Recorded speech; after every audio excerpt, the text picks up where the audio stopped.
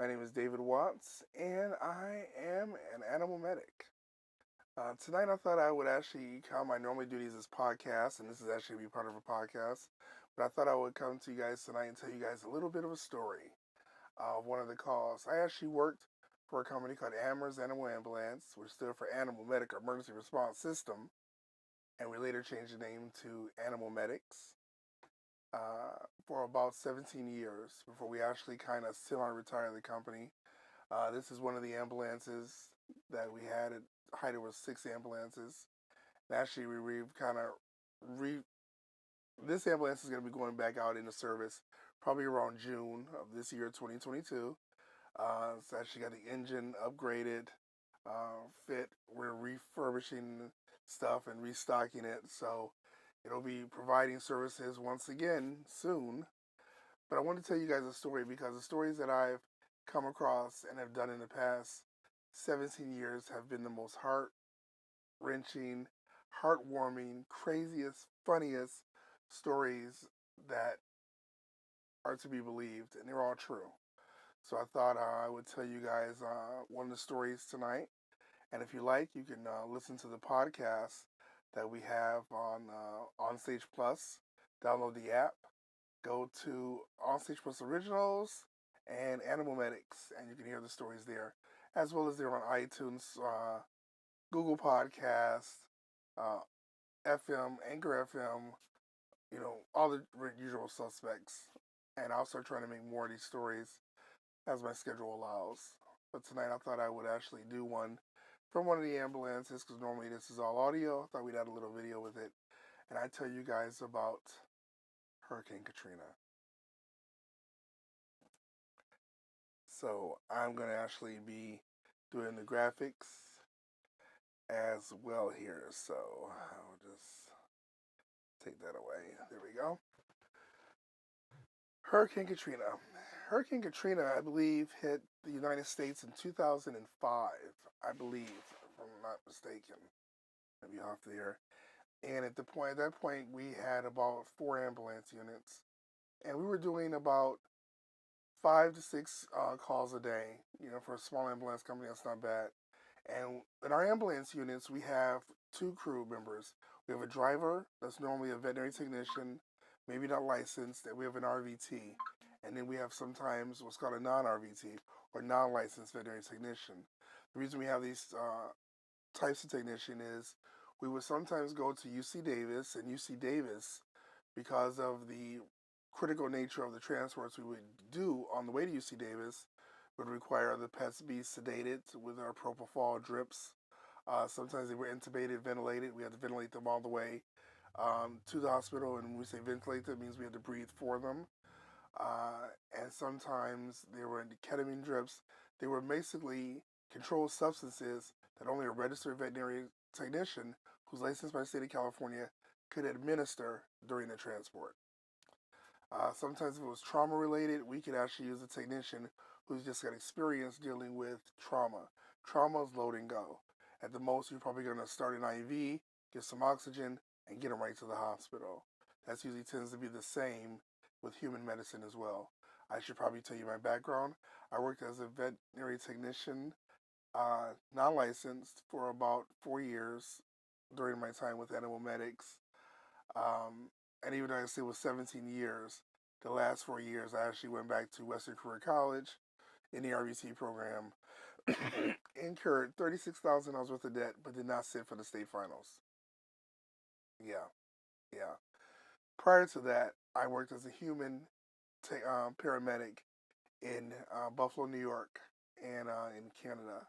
And before that, I was an EMT, and I worked for Cruz Roja, which is the Mexican Red Cross, as well as I worked as an ER tech at Highland, Sutter Delta, CPMC, and San Francisco General. So I've worked on the human side and the animal side. So that's the background on me when it comes to pre-hospital emergency medicine. So if I start to go back and forth, just understand I'm taking my human side with my animal side, and sometimes they get crossed up. Okay. So when Hurricane Katrina hit, it was crazy. I mean, you would see all these things on the news, like, oh my God, this happened, and this is going on and that's happening. You watching the news like it was a war. Like, oh my God, these people are stuck on the freeways, and then they're at this like was the Thunderdome or the like this big cow palace thing that people were living in. And, people were dying out there. It's like, oh my God. A reporter contacted one of the nonprofit companies, and it was a lady on. She's still on Facebook, Karen Kopp. Never forget her. And contacted her and said, "Hey, do you guys know of any rescue efforts or anything that can be done that's going on there? It'd be a great human interest story." And she happened to say, "Well, I know of a pet ambulance company that might be willing to send some pets back there, some ambulances back there, rather. Excuse me, not pets. They had no pets." And they came on and interviewed us, and I said, "Well, yeah, absolutely." They said, "Well, what would it take?" I said, "Well, we're small, we don't have really money, but if somebody would kind of fund it." Karen had a 501c3, and so they were the fiscal agent.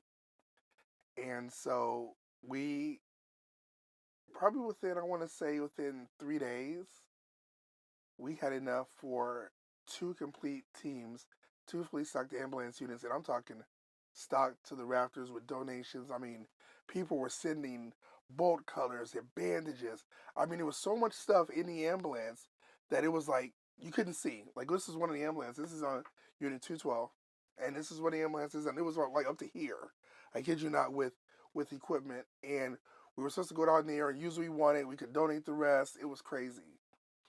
So we were going into Louisiana, so we actually went southern. We went from here down through LA and then down into New Mexico. And the reason we went to New Mexico is because we went to the Navajo Nation reservation where we were to pick up two, two, two or three more veterinary technicians who actually had experience with equine and emergency, really like emergency medicine. They were like the tops in their area. I don't know how this got hooked up. We were gonna pick them up. They got in the ambulance, and we were going to Katrina. So we're driving down there, and I actually wind up getting a flat. Now at the time, we had two ambulances. We took down there. This is a van type. We had another one which was called a modular. Now the modular ambulance, if you've ever seen the ambulances with the big square boxes and they've got what's called dualies on the back. So it's two wheels here, two wheels here, two in the front. And this ambulance had like what's called like EMS tires. Now I didn't understand what exactly that was until we actually got down to LA and I'm trying to get this fixed. And we find out that, oh, this tire is going to be a good $600. Why? It's an EMS tire. It's like a run flat. What's a run flat? Oh, like when you get a flat, it keeps running for like 50 miles. Those things are expensive. I'm like, oh my God. So I don't know what to do. Called Karen. Thank God they gave us a ATM card. I'm like, well, we're going into the belly of the beast. I don't know what we're going to do. Okay. Run flats all the way around. You get a run flat. You get a run flat. So basically, both ambulances were outfitted with run flat tires. So we loaded up, we got that and everything, and now we're on our way. And it was really strange because as you exited California, going down, I kid you not, and I don't know if this was just the hurricane actually had hit 2 weeks prior to the date we left. So the damage had really been done. This is the aftermath. You weren't going, and it was active hurricane. But I guess it had been moving because remember when it hit Louisiana, and it basically went through to Texas and started kind of fizzled out, kind of going west. So as we're now going east, right, going east, going through the south, we can literally see the skies darkening. And I kid you, it's the most surreal thing. As we picked up, first, let me back up. We got to Navajo Nation. If you've never been on I hate to say an Indian reservation because this is all Native American land. Let's just get that straight first of all. This is all their land. But the Navajo Nation, when you get there, there is a checkpoint. And it says you are entering sovereign territory. They have their own police force, their own government, their own hospitals, their own laws. You fuck around, you break them. Here's the laws. Literally, Here's the laws. It wasn't a lot, but it was like you mess around, you will wind up in jail. And don't be trying to think, yo, I'm gonna call my congressman. No,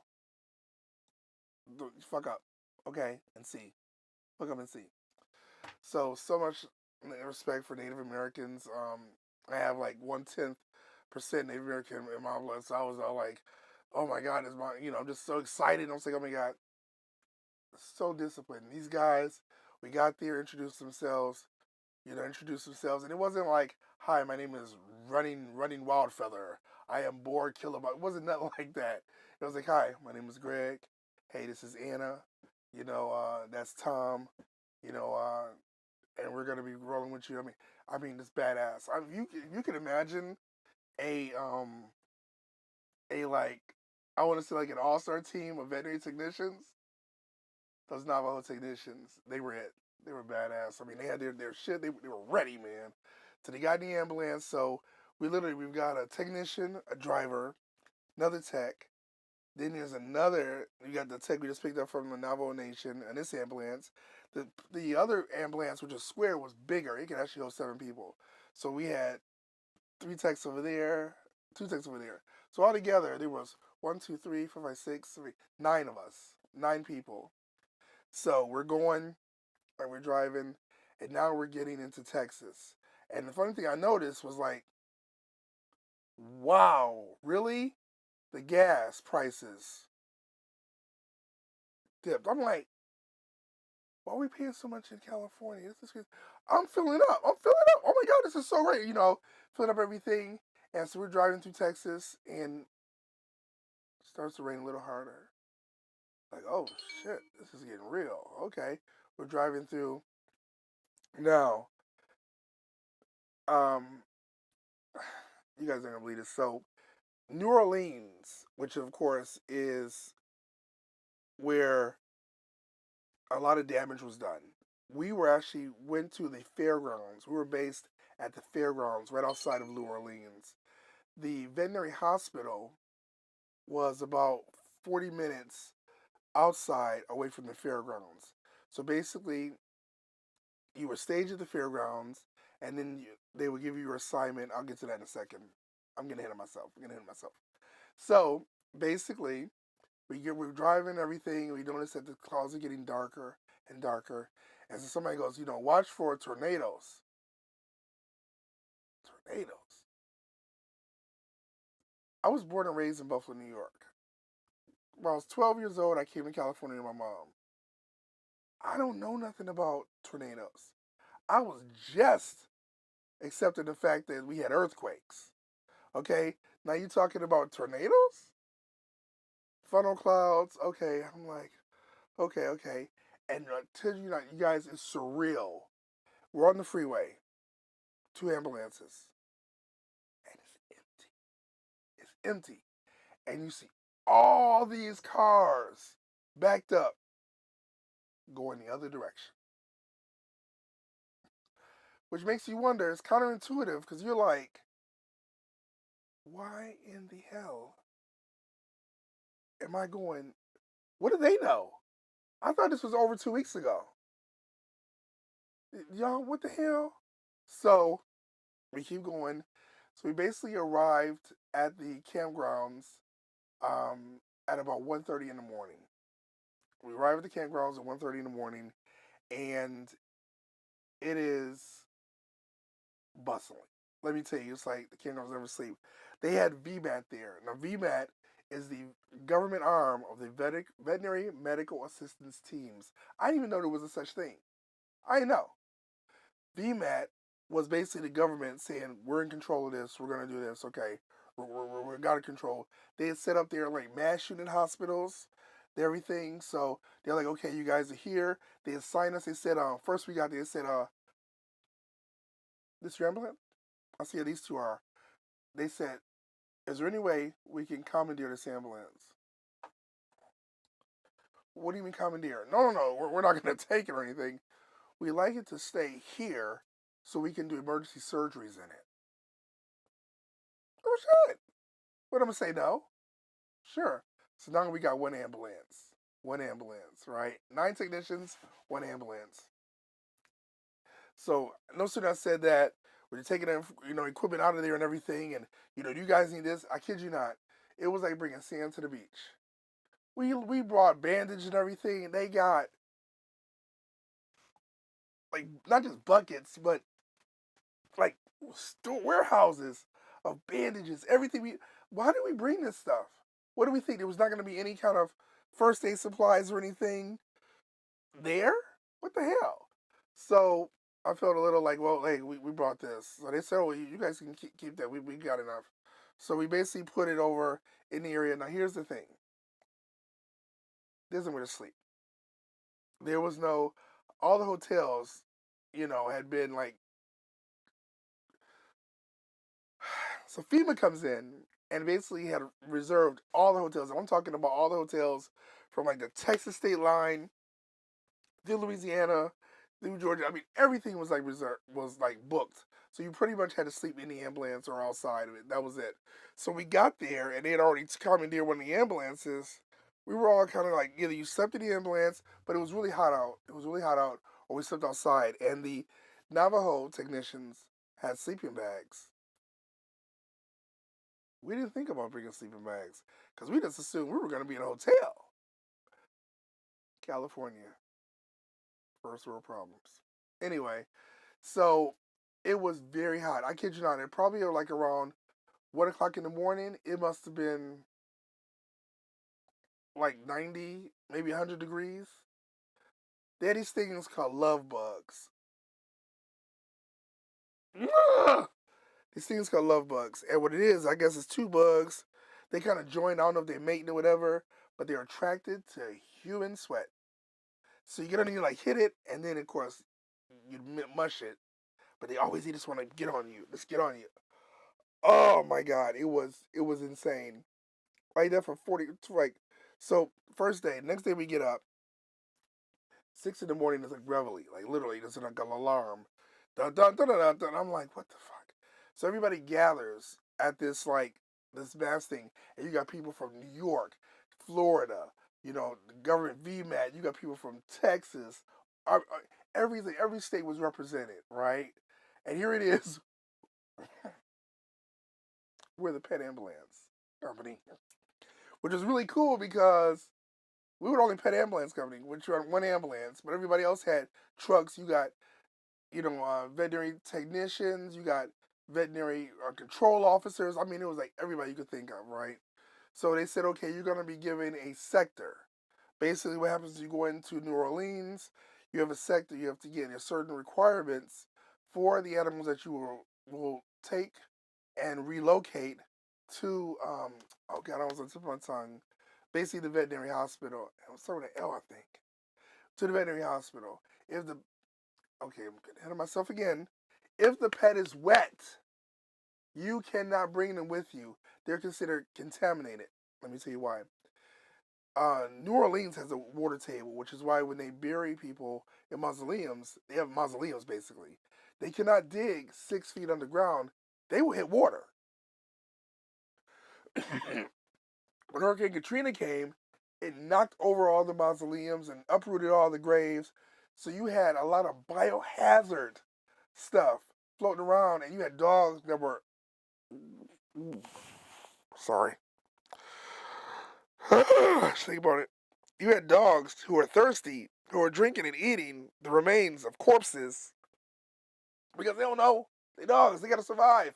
You got that wolf instinct, right? So they said if a dog is wet, you do not get it. It's contaminated, and the military will deal with it. What the military gonna do?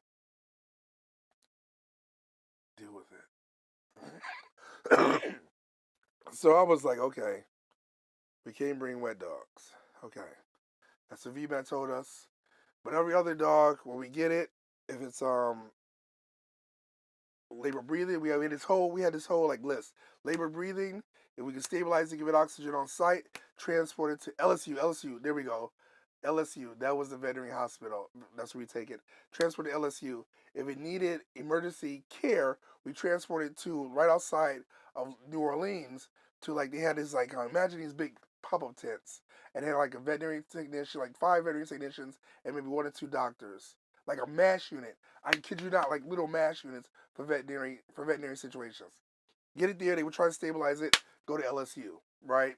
So we got our orders. We were going to be in. You could only be inside the city. Now here's the thing: you can only be inside the city for about 4 to 5 hours. You could not be in the city after dark. They said they could not guarantee your safety. I said, what does that mean? Well, no, what do you mean? What does that mean? He said basically there were people who did not evacuate when they were told to evacuate, and subsequently there are roving gangs. You could get robbed, you could get raped, you could get both, men and women. So during the day, this is where you at. When it starts getting toward that time, make your way out, and you have to go back in the next day. So we go to the checkpoint, and I kid you not, got this guy, M16, everything, papers, and I'm looking. I'm like, oh, okay, here's the papers we're going. Like he's looking to see where we're supposed to go in the city. And I look at this thing, and it says Canada. Well, it's odd. Okay, all right.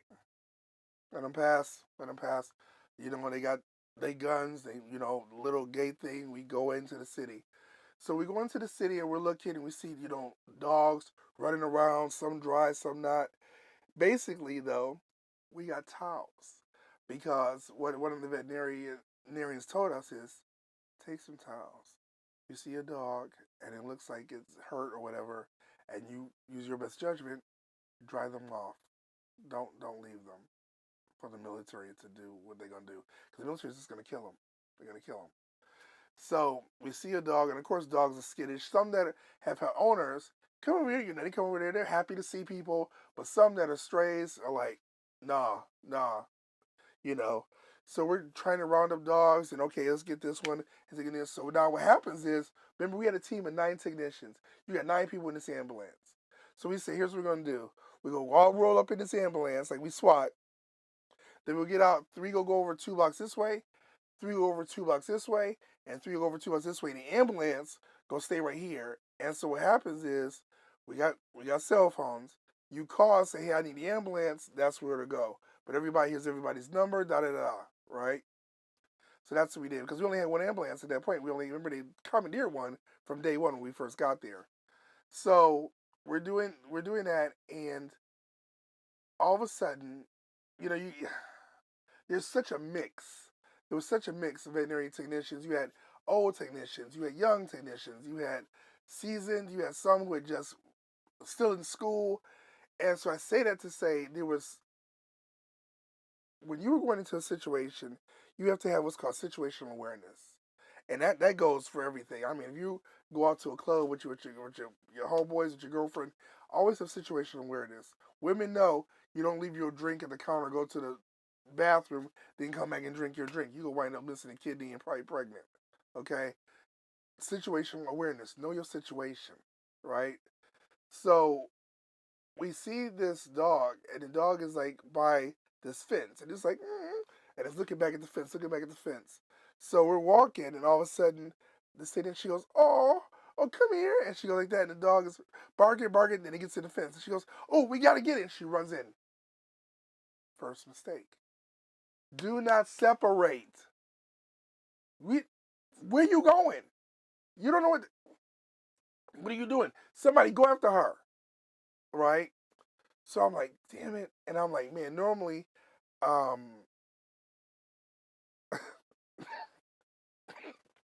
excuse me. Normally, I'd be like, what the fuck is the matter with you? Right? But I'm trying to be professional. Somebody go after her, right? I'm going to go get the ambulance, right?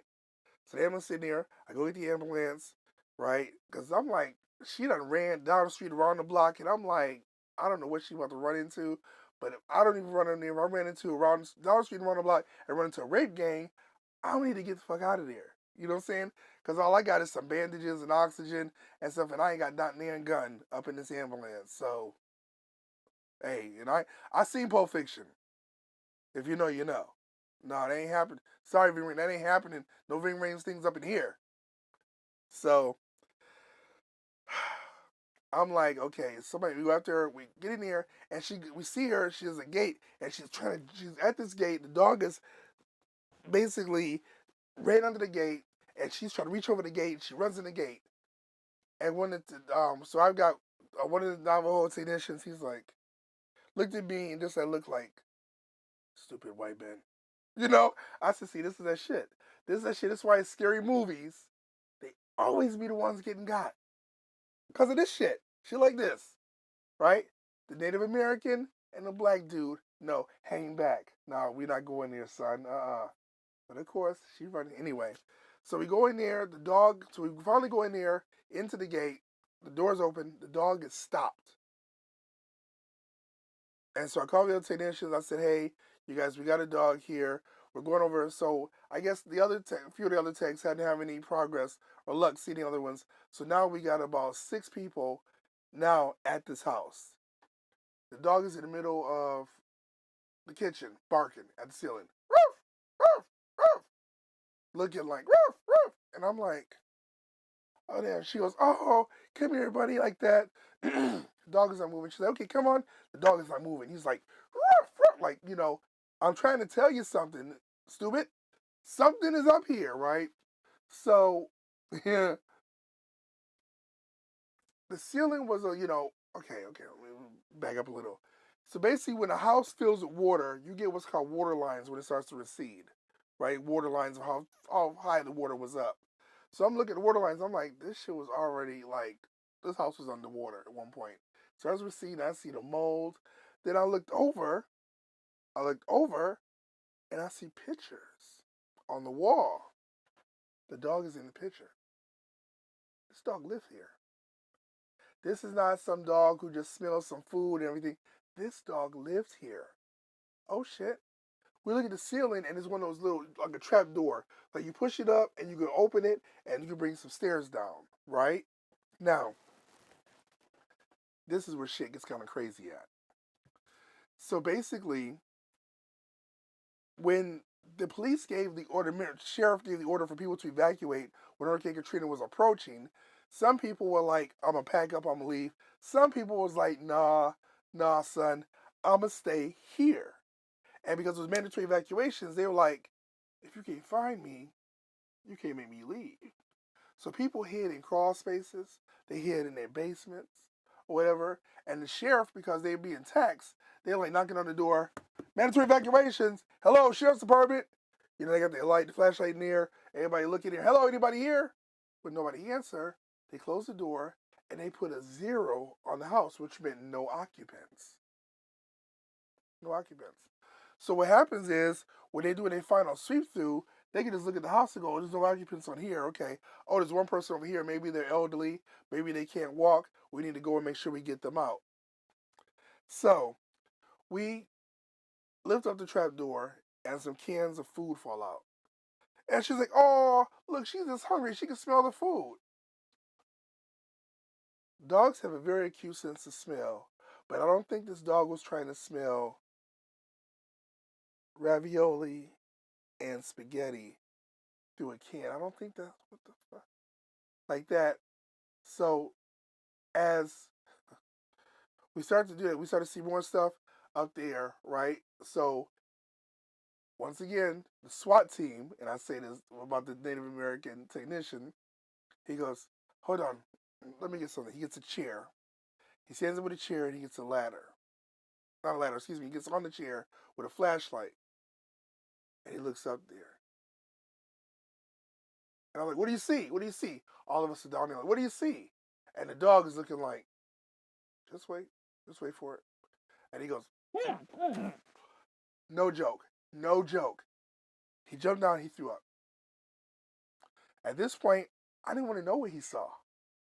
Because if he throwing up, and he's like the one that's like hardcore made of steel, I can just imagine. Then he goes, you need to call body reclamation. Or the people that pick up the bodies. Oh, that's another thing too. This is Schindler's List shit. So he said, you need to call the police people, right? So I'm like, okay. Right? So he said, there's a dead body up there. I'm like, oh shit. So we call the police and everything, and they go, okay, where are you at? So we're there for about 30 minutes.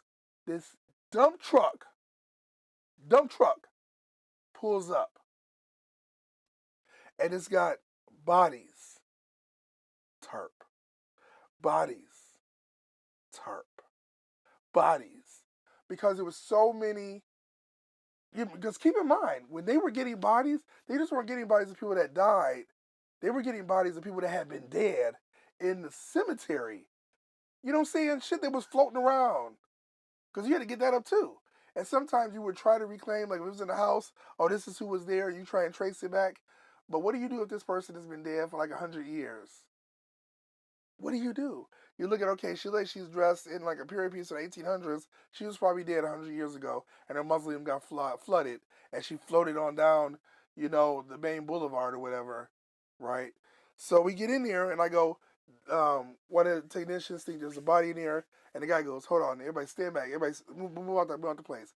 He goes out, he gets this, shit, I don't know, like a spear with a hook on it, kind of things like the firefighters use. And he's just poking at the ceiling like that, like ripping it down, ripping it down, ripping it down. All of a sudden, boom! Two bodies fall from out the ceiling. They were in the attic. So what he surmised had happened was when the mandatory evacuations happened, these two pet owners opened the doors and let their dogs go, just like go, go, go, go, go. And the dogs ran out and ran free. They figured their dogs would be safe because they're running free. And they got up in the attic and they got some food. They like, we gonna ride this out. We ain't going nowhere. But when the water came, it came in and flooded the house. And guess what? They drowned. Because now you can't like go out, because if you go even go out, the pressure of trying to even open up the door is against you, because you got pressure on it now. You can't even open it up, and then where you drown, you drowned. They died there amongst all this food, but the pets knew where they were. The pets went away, wherever they went. But then the pets, of course, okay, let me go back. Some breeds can smell an owner coming. They sit up to 10 miles away, since the smell is acute. So the pets knew where they lived. Everything was cool. The pet came back like, what's going on? My owner's up there. Not knowing they did alive, I could smell my owner. Like, literally. So he came, he got him. He said, all right, this is the address thing. They took the bodies, which were really like decomposing at this point, because of course they were bloated and everything. And it's so sad because the dog is, looking kind of like whining and everything. Then we take the dogs, we had tag them, we took them to the, not the LSU, we took them to the fairgrounds, because in the fairgrounds, dogs that weren't owned, well, all the dogs were there. Dogs that came from LSU, have surgery, or whatever, were brought there, and then, of course, people that wanted to reunite with their pets would come there and be reunited with their pets. Or for those whose owners had passed away, these pets were actually wind up being shipped off. Funny story, about 98% of the pets that had no owners from Hurricane Katrina got adopted. It's really funny. I thought it was weird because you don't normally get those kind of adoption ratios, but people just gravitated toward, here's a pet who's lost its owner, they need a home. And I guess it was a story, because people was just adopting those pets like crazy. Anyway, so they put the people right on a little tarp, put him on the body, cover it with the tarp, and he goes on down the road to pick up the next bodies. I'm like, what in the hell? So at this point, it's starting to get dark. I said, you know what? I said, we need to get out of here. We can't be here after dark. And somebody said, well, let's go over before we have to definitely get out of here. I always wanted to see what it looks like at our French Quarter, right? And I'm like, look, everything in this whole city is all fucked up. We just want to get back to where we're supposed to go back to this hot ass heat. Let's get back to the fairgrounds. And we see lights. And I'm talking about lights like Vegas. You ever been going to Vegas and you coming out of like from California and it's real dark and all of a sudden you come over the hill and you see those lights and you're like, oh shit, somebody just dropped the whole city in the middle of the desert. That's Vegas. That's what it looked like. I saw lights and I was like, well shit, somebody got electricity? So we going over there and I kid you not, CNN, NBC, ABC, TBS, um, oh shit, what's Al Jazeera, all the news trucks, all the satellite trucks, everybody's there, and all these military, I kid you not, Canadian military, French military, British military. Who else did I see? I saw Canadian, French, British, God, who else? Japanese. Who else did I see? Like everybody, every ally of the United States was in fucking Louisiana. And I said, one thing I really didn't see a lot of, I said, we're the American military. And the guy was like, man, they ship most of them over to Iraq. And this is before the whole Iraq thing. This is just like, what the hell? So they needed military presence. So, now there's a thing called posse comitatus, which means we can have our own military on our soil enforcing against our citizens. But I guess you can have other military to come in to actually help with the laws or whatever. So there was so many different military there. It's like, man, but everybody was cool as a fan. I'm telling you, you're like, wow, it's like you would never see it. It was almost like something out of Imagine, like Apocalypse Now or something, where it's like a war zone. Everything is all fucked up. But these guys are used to this. They used to being in like war things, so they're not tripping. And especially not getting shot at. They know they on Bourbon Street, and whatever reason, somebody done got some generators, so some of the bars are open. They sit back there just drinking, and I'm just like, this is crazy. So we had a few drinks, then we got our butts back to the campgrounds. Just so happens that night, I'm sitting there and I'm like, well, here goes our second night. It's like probably 110 degrees. This is probably the one time that I've said thus far, thank God for the federal government. All of a sudden, they were like, we need you to move your ambulance. We need everybody to move over. We got to put some stuff, we're having some things delivered. And I said, okay, so we moved the ambulance to like this back about, I don't know, 300 yards, whatever it was. And then all of a sudden came these 10 huge trucks.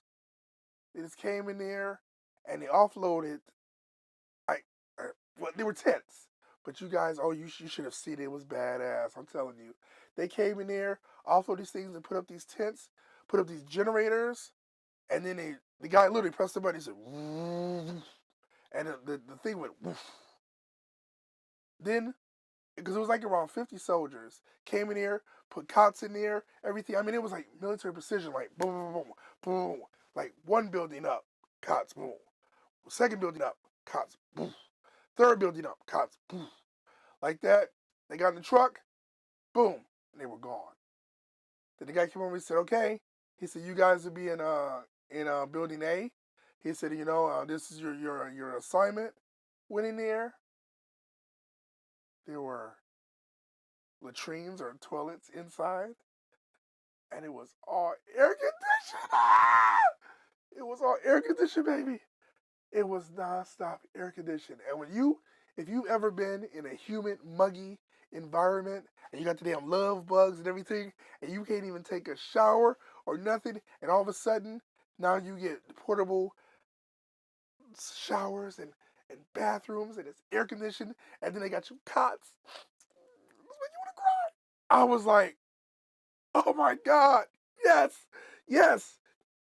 So, yeah. So for the rest of the time there, that's where we were living. It was much more bearable, much more bearable. We wound up being there for about 2 weeks, and then we shipped off. We returned back to California. We went back through the Navajo Nation. We dropped off the technicians with much thanks, with much thanks, and I said I was going to keep in touch. As life goes on, things happen. But I pray to this day, and I will forever be grateful to those men and women because they did the damn thing. They were badass. But that's my experience with Hurricane Katrina. There are some other stories, but we'd be here all night, so I'll save that for another time. But I just wanted to share that with you guys. And I hope you like these podcasts and these stories, Memoirs of an Animal Medic.